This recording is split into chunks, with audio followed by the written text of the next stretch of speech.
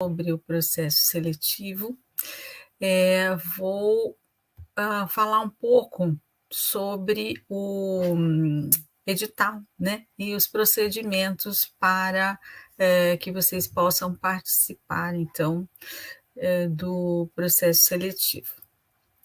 Vou voltar aqui à minha apresentação. Se vocês tiverem dúvidas, perguntas também sobre as linhas, podem colocar no chat, tá bom?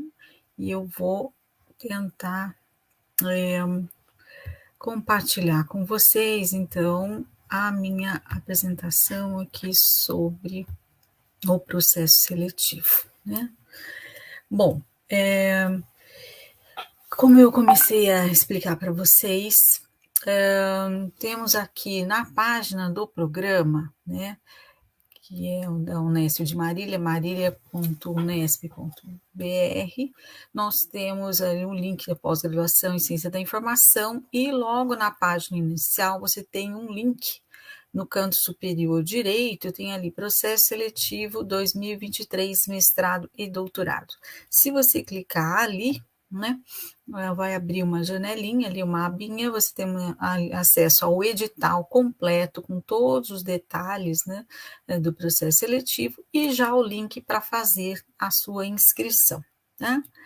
Bom, aqui é a página, né, do sistema em que você vai poder fazer a submissão dos seus documentos, etc. Muito bem. O processo seletivo, ele está previsto, como eu já havia colocado, a partir do dia 1º, né? Por isso o lançamento no dia de hoje. Então, a partir do dia 1º até dia 9 do mês que vem, né, do mês de setembro, já estou aqui entrando em agosto, até 9 de setembro você pode fazer a sua inscrição. Nós estamos oferecendo agora, são 15 vagas para o mestrado e 15 vagas para o doutorado, né? A leitura do edital é muito importante, até por isso a gente vai falar um pouquinho sobre ele aqui, tá? E tentar esclarecer as dúvidas, etc. Né? A inscrição, como eu já mostrei, é pelo sistema da Unesp, então pela internet, nada em papel, nada presencial, tudo à distância pelo link que eu já mostrei para vocês, né? Também tem uma taxa de inscrição que tem que ser vista aí com antecedência. Muito bem. O que é necessário, né? Para os candidatos ao mestrado, ele tem que ter o diploma, né, da graduação, e pode ser bacharelado ou licenciatura, e também aqueles formados em cursos de tecnologia, né? Mas tem que ser com o mínimo de 2.000 horas esse curso de tecnologia. Então, é importante ter esse cuidado, né, de observar isso. Então, tanto formados em bacharelado, licenciatura e tecnologia podem se inscrever. Caso você ainda não tenha concluído o seu curso, é possível participar, porém você vai ter que apresentar, dentro do prazo estabelecido no edital, a apresentação, né, de como você vai concluir, de quando você irá concluir o seu curso, né? Ali está a data de 30 de abril, lá no final, mas, enfim, foi um lapso aqui para atualizar a data, enfim, junto com a documentação você tem que dizer, né, quando você pretende, e dentro do prazo ali estabelecido no edital, logo no início das atividades, né, do programa, caso você venha a ser selecionado, você tem que apresentar, então, o documento de conclusão. Não é possível realizar a graduação e a pós-graduação simultaneamente, né? O que é permitido é você fazer a sua inscrição e, se aprovado, você apresentar logo no início das atividades o diploma, ou seja, você precisa ter concluído de fato o seu curso. Em relação ao doutorado, a mesma coisa, você tem a possibilidade de se inscrever, mesmo não tendo defendido, né? E de preferência com a graduação, bacharelado, licenciatura, ou ainda os 2.000 horas, né, do curso de tecnologia e a ata de defesa do mestrado. Tá? Se você ainda não concluiu a mesma coisa, você pode apresentar um documento se comprometendo a depois entregar o certificado, né, de defesa, logo no início das atividades do programa, caso você venha a ser selecionado. Né? Que documentos são esses que você precisará apresentar no ato da inscrição? Né? O projeto de pesquisa, né? Vamos falar um pouquinho sobre ele na sequência, né? Alguns detalhes a respeito dele. O seu histórico de graduação, o Lattes, né? Devidamente preenchido.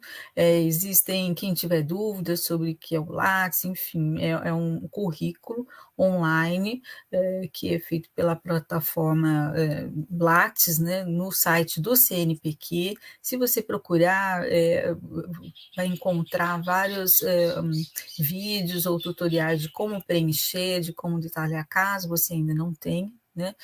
No próprio no canal nosso, a gente tem, no canal da Unesp, você vai encontrar orientações sobre como preencher o Lattes e, enfim, esse é um item essencial. Ali a gente coloca toda a nossa vida acadêmica, publicações, projetos e atividades que a gente desenvolve, e ele é padrão para várias atividades acadêmicas, não só na Unesp, como em outras também. Enfim, é fundamental que você tenha esse currículo Lattes, né? Tem esse perfil e o currículo esteja devidamente preenchido. Bom, nesse currículo Lattes, como eu falei, você vai colocar todas as atividades acadêmicas, mas não basta apenas informar essas atividades através do Lattes, você tem que comprovar. Então, se você informar no Lattes que você tem publicações, que você participou de eventos, que você teve projetos, você também tem que anexar comprovantes dessas produções.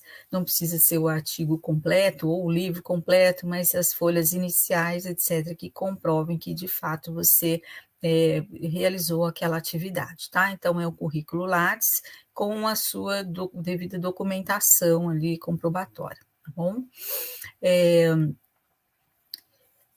De preferência ali um arquivo só, né? Com toda essa documentação, tá? Em PDF.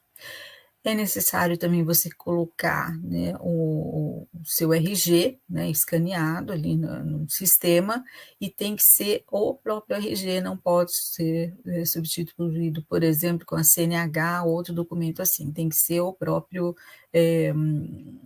RG, tá? E no caso de candidatos estrangeiros, pode ser o passaporte. Bom, também uma cópia do CPF escaneada, o título de eleitor, ou quitação eleitoral. No caso dos homens, né, documento militar, né, de ter sido, enfim, está em ordem com a questão militar, e justamente a comprovação, né, da sua graduação ou mestrado. Né? Como eu falei, é possível, depois do início das atividades, você apresentar a versão final, caso você ainda não tenha concluído definitivamente. Porém, se você não apresentar esse documento, né, logo no início das atividades do programa, você não poderá continuar, mesmo tendo sido selecionado. Então, no ato da inscrição, se você não tiver, é possível participar do processo seletivo, mas à medida que você é aprovado e as atividades do programa se iniciem, você precisará apresentar a conclusão da graduação ou do mestrado, tá? Caso contrário, você será desligado, porque é um requisito para estar na pós-graduação, ter concluído a etapa anterior a ela, tá? No doutorado, os documentos são semelhantes, né? O diferencial é que você terá ali também o histórico escolar do mestrado, né? E, de fato, os outros documentos são os mesmos, né? Temos ali o projeto de pesquisa, no caso do doutorado, a dissertação, se já tiver sido defendida, né? Senão você pode apresentar depois. Você tem também o Lattes atualizado, os comprovantes, o histórico escolar e os documentos pessoais, né? Bom, não esquecendo de que esses documentos serão escaneados, eles têm que estar numa visibilidade boa, né? Documentos, às vezes, as pessoas não usam o scanner, né? Usam o celular, etc. Então, ter cuidado com a questão da iluminação e também com a qualidade da imagem, né, desses documentos que serão inseridos ali, né, aqueles documentos que não estiverem uma resolução visível, aceitável, eles vão ser reprovados, portanto, a inscrição será indeferida. Então, cuidado na hora de fazer a inserção desses documentos no sistema, tá bom? Proficiência em língua estrangeira. A língua estrangeira ela é muito importante nos programas de pós-graduação, porque a gente exige essa proficiência, porque a gente vai precisar que esse aluno faça leituras, né, principalmente de referenciais, né, nas disciplinas, na própria construção das teses e dissertações, e então ele precisa ter um domínio mínimo da língua estrangeira. Então, no nosso caso, já a gente pede logo no início. O programa não oferece uma prova de proficiência, você pode tem a liberdade, né, de fazer no local que achar melhor, mais conveniente, né? Então, tem escolas de línguas que oferecem essas provas de proficiência, tem algumas universidades também que realizam, dando preferência para as instituições públicas, né? E você pode apresentar, então, um certificado de proficiência em língua estrangeira. O inglês é obrigatório, tá? Porque a literatura internacional, né, científica é veiculada principalmente nessa língua, então ela é obrigatória. Então, você vai poder apresentar também dentro de um prazo, né, ou essa proficiência em língua estrangeira. Se você já tiver em mãos, pode já apresentar junto com a documentação de ingresso, tá? De inscrição, melhor dizendo. Bom, lembrando que vários desses certificados, né, eles têm um prazo de validade, então tem que ser de preferência por volta de 2 anos, tá, esse certificado. Tá bom? Então, no mestrado, o inglês é obrigatório, no doutorado, você pode aproveitar esse inglês que já se você já tiver feito no mestrado, e pode escolher outras línguas, então, italiano, francês, espanhol, também são interessantes para, enfim, a pós-graduação, e dependendo da sua temática, mais interessante um que outro, né? Além da questão das leituras, é interessante salientar que o nosso programa tem uma forte inserção internacional também, com a vinda de pesquisadores estrangeiros. A gente também se esforça bastante para que os nossos alunos saiam do Brasil e participem de atividades fora, como a gente ouviu no relato dos nossos alunos, né, do Jean e da Beatriz, participando de evento, participando de atividades fora, ficando uma temporada fora do Brasil também, para coleta de dados ou participação em grupos de pesquisa de fora e outras atividades. Então, a questão da proficiência ela é fundamental para qualquer programa de pós-graduação, principalmente por causa das leituras, mas também pela mobilidade, né?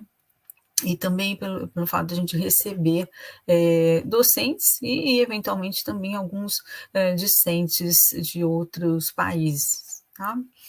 Muito bem. Então, esse comprovante, ele tem que ser providenciado, né, tem que ser apresentado ao programa até a época da qualificação, né, que é uma etapa que precede ali a defesa, tá? Então, você tem mais ou menos ali um tempo, se você não tem no momento do ingresso no programa, você tem um tempo para se dedicar ao estudo e também de conseguir esse comprovante, tá bom? Muito bem, vamos falar um pouco agora sobre o projeto de pesquisa. Durante esse mês, vocês devem ter participado, ou se não participaram também, não há problema, né? O projeto de pesquisa é onde você coloca, né, apresenta o que você pensa em termos de pesquisa, em termos de temática e como fazer. né? Ela segue uma estrutura clássica. Quem já participou de projetos de iniciação científica, etc., conhece, mas, enfim, é muito próximo àquela estrutura de trabalhos acadêmicos de forma geral. Então, você tem uma folha de rosto, que é aquela folha inicial, só que, ao apresentar esse projeto para o programa, a gente quer que você coloque apenas o título do projeto, não o seu nome, porque geralmente nos trabalhos acadêmicos você coloca o seu nome, o nome da instituição, né? O título do trabalho, onde ele foi apresentado, data, local. A folha de rosto deve conter apenas o título, sem o seu nome, porque os projetos são avaliados de forma anônima, né? Dos candidatos, a gente não tem conhecimento na primeira etapa do processo seletivo de quem são os candidatos, só aqueles que são selecionados na primeira etapa é que a gente passa a ter acesso aos outros documentos que são apresentados, então, currículo, etc. Tá? Então, a folha de rosto deve conter apenas o título do projeto. Em seguida, um resumo de 10 a 15 linhas, que vai ser a síntese, né, da sua proposta.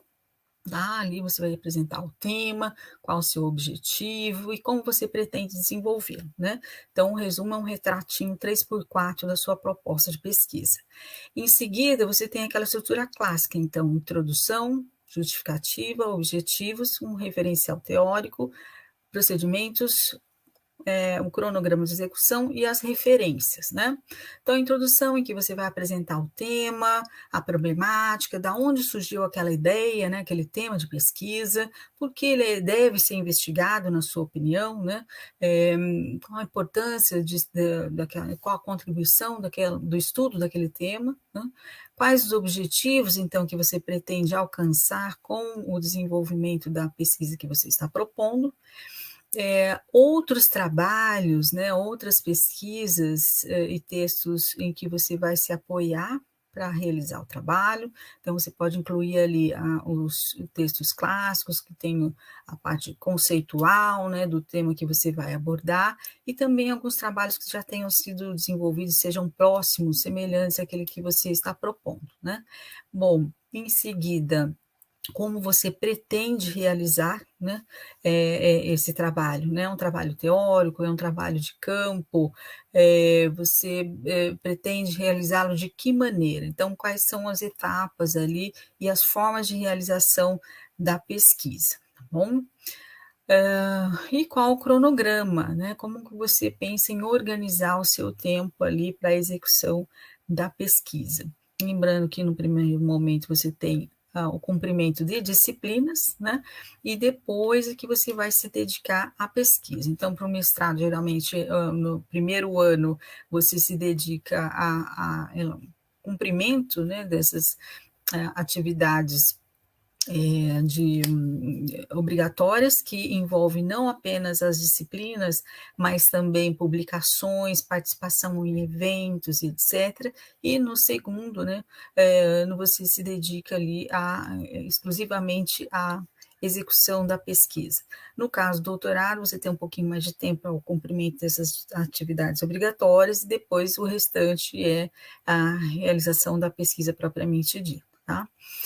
As referências são a indicação das fontes que você utilizou, né, para a elaboração do projeto. Devem ser incluídas ali todos aqueles trabalhos que você citou, né, que você mencionou ao longo do projeto. Bom, o projeto não deve ser muito extenso, ele deve abranger em torno de 15, no máximo 20 páginas, tá? Essas 20 páginas você não precisa contar ali as referências, tá? Então, são 20 páginas de texto, incluindo ali a introdução, o resumo, até o cronograma de execução. O projeto deve estar em PDF, né? E o interessante é que a temática, ela deve, embora você não precise indicar né, no texto a qual linha você pretende se vincular, né, o tema está vinculado, mas é interessante que você apresente o tema, discuta o tema, de tal forma que a gente possa identificar ali qual o vínculo dele com as linhas de pesquisa do programa, né, que tem que ser de alguma forma, a sua proposta tem que estar de alguma forma articulada a uma das linhas que foram apresentadas agora há pouco, né? Então, a primeira etapa é a avaliação dos projetos, né? A gente não tem acesso aos autores desses projetos, então avaliaremos o tema, a forma como o projeto está proposto, né?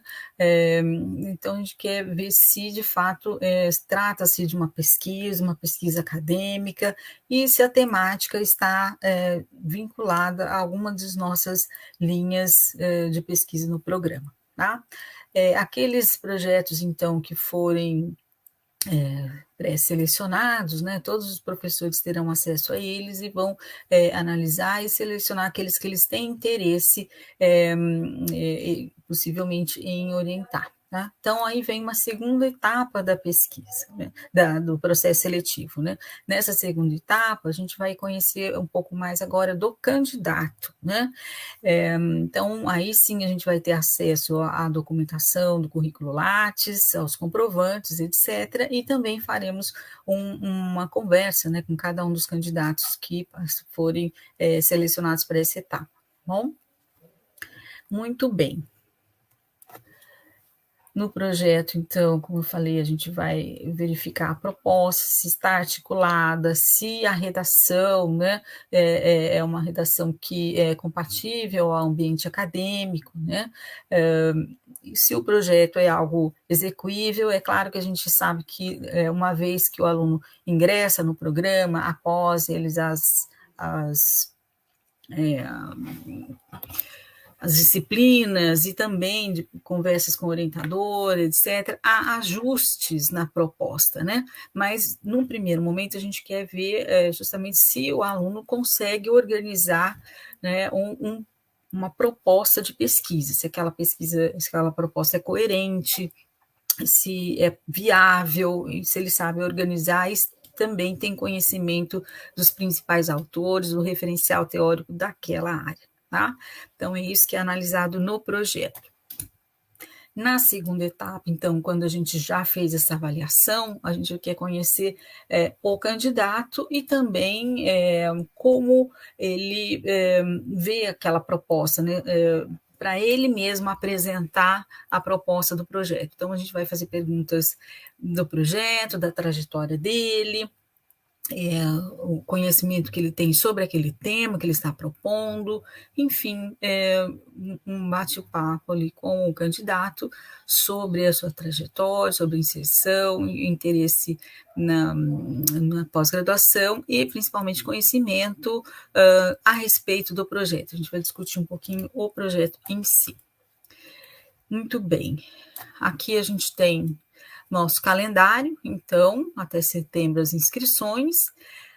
No dia 14, então, a gente já vai informar aquelas inscrições que foram aprovadas, ou seja, que não tem nenhum problema, que a documentação está em ordem. De 15 a 16 de setembro, prazo para recursos, caso a inscrição tenha sido indeferida. A partir do dia 21, a gente já faz a divulgação daqueles que vão, de fato, participar do processo, né, seletivo, e de 22 de setembro a 7 de outubro, os professores do programa estarão avaliando os projetos. Tá? Dia 18 de outubro, então, durante esse período, eles fazem as avaliações e passam, né, a lista daqueles projetos que foram pré-selecionados. No dia 18, a gente faz a divulgação dessa primeira etapa e depois a gente faz um calendário de entrevistas e arguição. Né? Essas entrevistas e arguições vão ocorrer de 24 de outubro a 4 de novembro. Tá? E a gente vai divulgar, claro, esse calendário aí de arguições antes do início desse período. E, finalmente, dia 11 de novembro, o resultado final do processo seletivo. Bom, esse é o nosso calendário, vocês podem tirar dúvidas, né? Além de ler atentamente o edital, que está disponível na nossa página, nós temos também um e-mail, né? Processo seletivo, tudo junto, né? @marilia.unesbr, para que você possa tirar as suas dúvidas, tá? Mas a gente recomenda que você leia atentamente o edital antes de mais nada. Muito bem. Gostaria de saber se vocês têm alguma dúvida, alguma colocação. Caso não tenham dúvidas, nós vamos passar para outra etapa, né, do evento, que é o retorno a respeito da dinâmica que ocorreu ao longo desse mês aqui de julho, né? Eu coloquei no chat também um formulário para que vocês nos deem um feedback a respeito do evento, das temáticas, da forma como ele ocorreu e também sugestões para as próximas edições do evento. Se as entrevistas serão presenciais, não foi feita essa discussão, Cláudia. É uma boa pergunta. Na medida do possível, elas serão presenciais, mas a gente também pensa em candidatos que são de fora, né? Então, é bem possível que a gente mantenha, se não exclusivamente online, também essa possibilidade para que seja presencial. Mas, infelizmente, eu não posso responder essa dúvida agora, se serão todas presenciais ou também à distância. Tá? Mais alguma dúvida?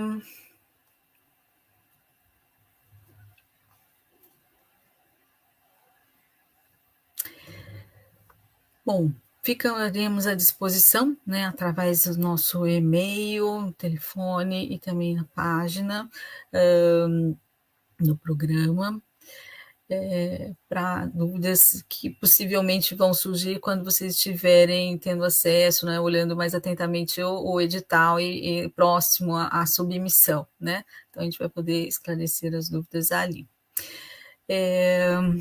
Então, eu gostaria de agradecer mais uma vez a presença de todos e todas, agradecer também aos professores, né, que fizeram a apresentação das linhas até aqui, e vou passar para vocês o link dos grupos do Meet para as discussões, o feedback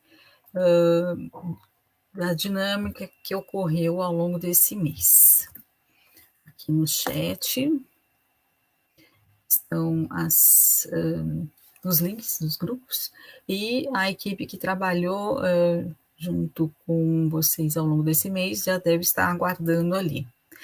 Então, muito obrigada pela participação de vocês. A gente aguarda as propostas, né? Espero que vocês se animem a ingressar na pós-graduação. A questão da ciência, né? Embora esteja passando por um momento bastante difícil no nosso país, né?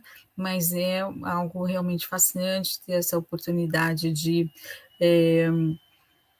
fazer discussões, leituras, enfim, de aprofundamentos, de muitas trocas, né, entre todos os participantes. Tem informação ali de que não saiu, não está abrindo o formulário.